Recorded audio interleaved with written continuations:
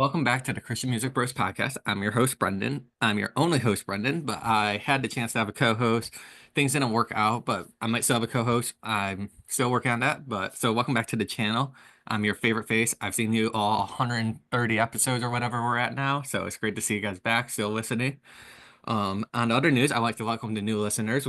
I now have a partnership with Star FM out in Orlando slash Kissimmee, Florida. Even though I'm in Michigan, I don't know how they heard about my podcast, but they will be playing my podcast episodes on the radio channel. If you're in the Orlando area, it'll be at 10 a.m. on Saturdays and 7 p.m. on Sundays. And they'll just be playing repeats of these episodes. So you might have seen some of these episodes. They might be new episodes, but I'm really grateful for this opportunity. Can't wait to see what's next. But you can also go to their website and check out the podcast on their website as well. And I'm excited to see what's next. Today, I am with a very special guest. I'm going to let him introduce himself. And if you do see the Zoom recording name by any chance, it says Nicholas, and it's not Nicholas, but we'll let him introduce himself. What's up? I'm Steven Stanley, and thank you, Brendan, for having me on. You're welcome. And I wanted to say happy birthday. That's why we have the birthday background. If you're listening to this, you probably don't see the birthday background, but some people are visual people like I am, so. It's great. I love it so much. I love the Office reference. It's fantastic. I've only seen like 6 episodes of The Office, but I know this like You reference. know that one? Oh yeah, it's Exactly. great. That's what it reference. That and I think it's a CPR class thing. Yep.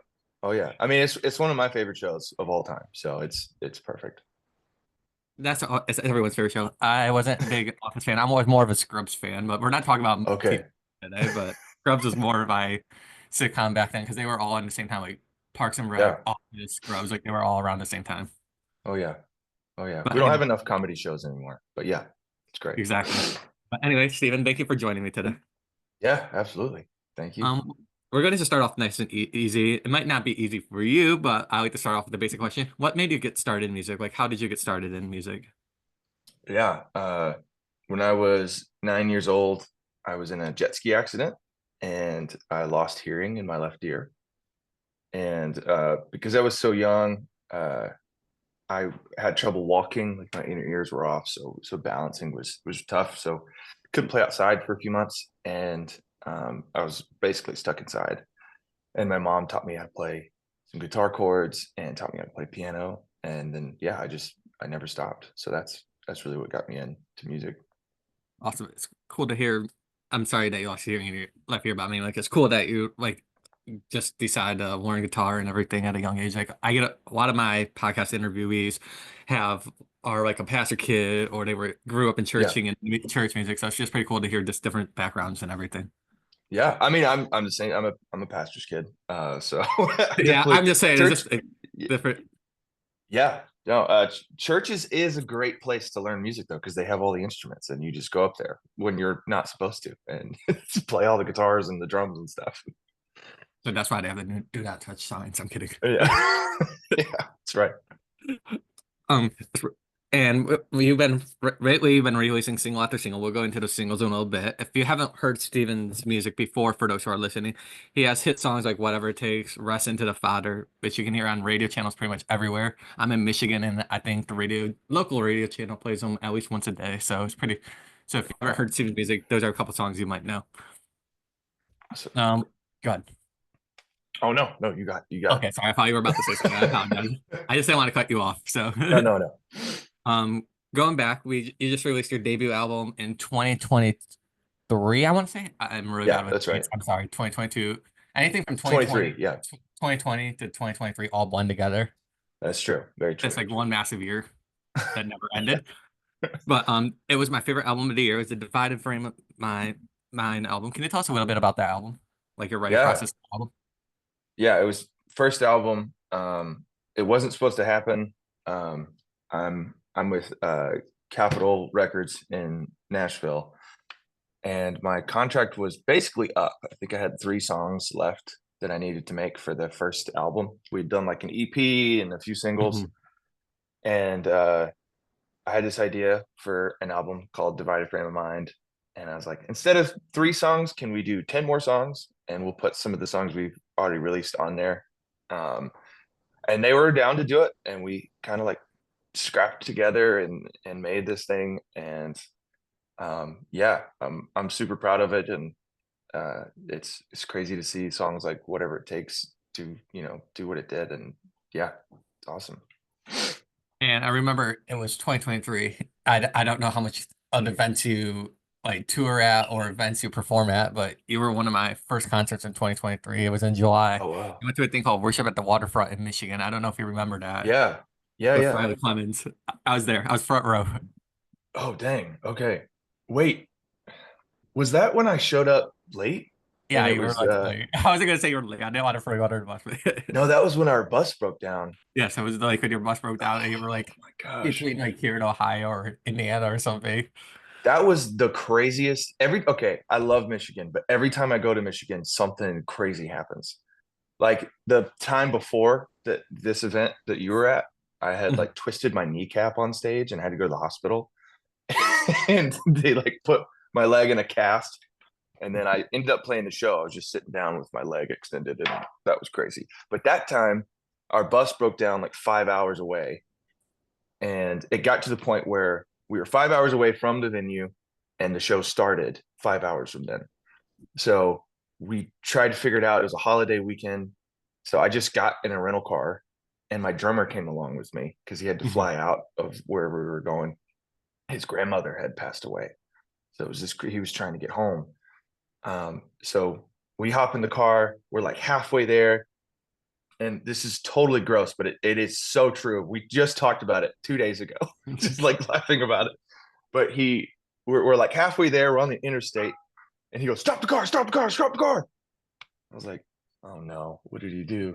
He had pooped his pants on the way there, and he just gets out on the side of the road, and then we find our way there. And I think I told everybody there when we got there what had Exactly. happened. And I hadn't eaten food all day. I was standing up on stage. There was a couple times where I was like, "Whoa," because I just felt like I was going to pass out because it had been such a stressful day with no food or water. So yeah, I'm. We're going back to Michigan this year for the tour, and I think it's going to be great. We just gotta make sure nothing crazy happens. And unfortunately, I won't be at the tour. The show's like 3.5 hours away, but Oh, geez, why? No, that's okay. But yeah, I think Michigan. I just need a good Michigan story where it's I don't almost die or my leg doesn't fall off or something. I mean, they're not good stories, but they're always good memories to have, like fun memories to have. Oh, they're think great about the stories stories. now. Exactly. Like, I loved having those stories. It's awesome. I just, for some reason, they're all in Michigan. Michigan has that effect on people. Who was it? Uh, it was Benjamin William Hastings. I don't know if you're familiar with Benjamin William Yeah, Hastings. yeah, I went to see him and Brandon Lake at concert. Like when Brandon Lake was on that big Hair Off the Roof tour, he came to Grand Rapids because I'm in the Grand Rapids area. And yeah. Benjamin William Hastings comes out as a special guest. He's like, I don't like Michigan. Brandon Lake convinced me to get my first tattoo. It was just talking about the experience of him getting like a Wow, tattoo. So I guess amazing. crazy things just happen in Michigan. They do. They do. It's great. It's I great. guess we're gonna be we can call us the East Coast or Central Vegas. I don't know. Whatever happens, Yeah, Michigan stays in Michigan. it does not. I still have a problem with my knee, so it's still there. But anyway, we were that happened in 2023 with the new album or the old album, I should say.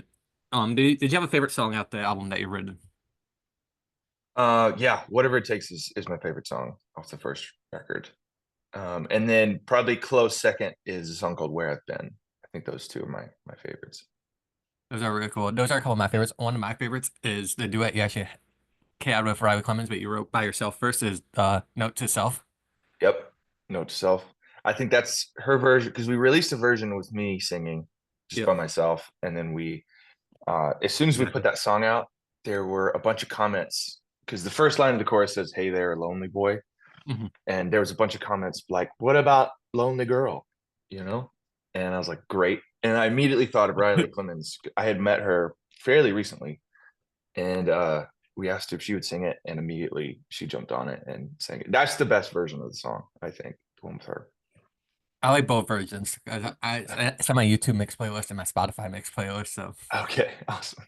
um, come flash forward into 2024, like tail end of 2024, 2025 now because we're in 2025, which is hard to believe. I still think we're in 2024, but Yeah. you released a couple new songs. You had "Gonna Have to Trust You," "Not by Sight," and "Signs." and you have a new album coming out. I don't want to overpush boundaries because I don't know what I can say or ask without you giving away Sure. information too. Can you tell us a little bit about those singles or the upcoming album? Yeah. It's Gonna Have to Trust You, which came out in I think October, was the first song I wrote for the album. I'd gone through some crazy stuff in 2023 right after the album came out, and um I was sort of struggling with trusting God. I was trying to outwork everything and just try to handle things on my own. So the whole album is about trust. It has something to do with different aspects of trust. And Gonna Have to Trust You. I'll have to tell this experience at a certain point, but I had a crazy experience. And that's where Gonna Have to Trust You came from and where the rest of the album came from. But yeah, I'm super proud of this one. I was able to produce it myself, which is crazy.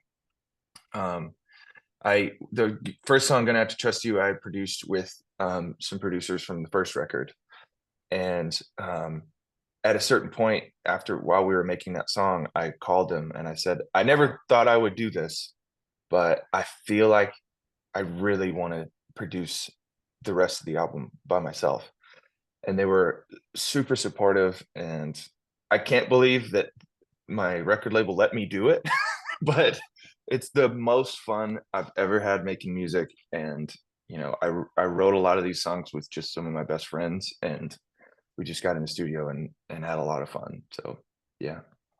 That's really cool. And I think for one, every other song you release, like the next song is better than the last song. So that's what I. Mm.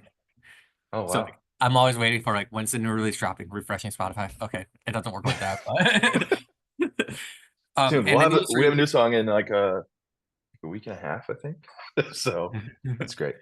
and then you just released Your Heart a few weeks ago, like Yeah. mid-January, end of January, like in that Mm. time. And it's completely different than what you've been doing with like the rocky vibe. This is more of a pop Yeah. electronic vibe. I give it. Can you tell us what Yeah. made you decide to go from the rock vibe that you were at to the pop vibe and now going back to the rock vibe? Yeah. There are three genres of music. There's one genre that's not really there's a little bit of it, but rock, pop, and cinematic, like classical music, are my three favorite genres of music. So I wanted to make an album that involved all three of those. And some of the songs have all three of those kind of mashed together, and then some of those are just it's a pop song or it's a rock song or it's a more cinematic style song. So Your Heart is one of the songs that's just straight up pop song. And I used to make music like this all the time, um, and I was just never able to put it out.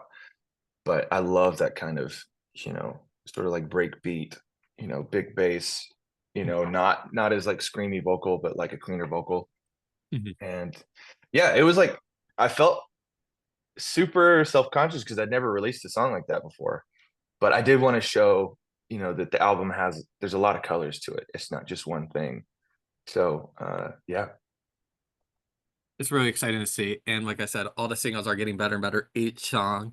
I Fun fact about the song Your Heart, I do make Christian music Valentine's on my Instagram page all the time, and I actually use Your Heart for one of them.